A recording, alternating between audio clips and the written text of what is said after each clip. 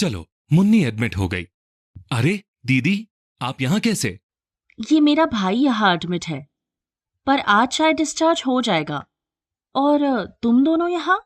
दीदी, मुन्नी को जॉन्डिस हो गया है, अभी भर्ती कराया है। ओह, सब ठीक होगा रोहन।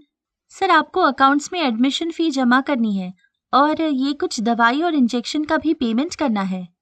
मैं बिल जमा करके आता हूँ, वो चूड़ियां और अंगूठी भी दे दो। बिल जमा करके मैं... लगता है मुन्नी सो गई है। अच्छा कमला, ये चूड़ी और अंगूठी का क्या चक्कर है?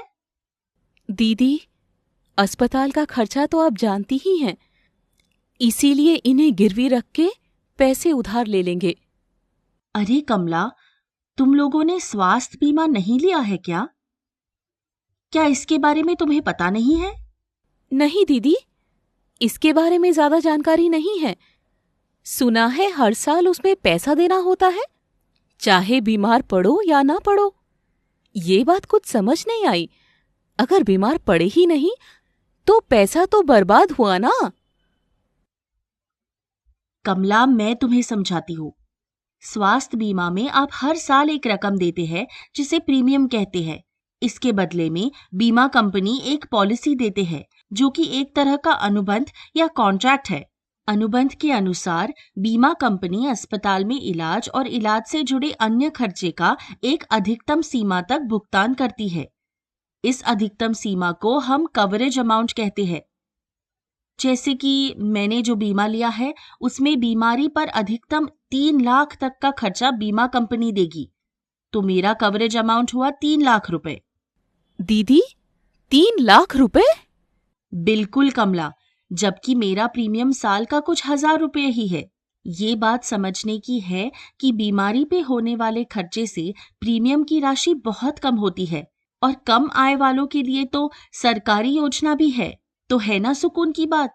अरे वाह दीदी, तो खर्चे की कोई चिंता नहीं। ये है तो अच्छा, पर दीदी, अगर कोई बीमार नहीं पड़ा तो प्रीमियम तो वापस नहीं होगा?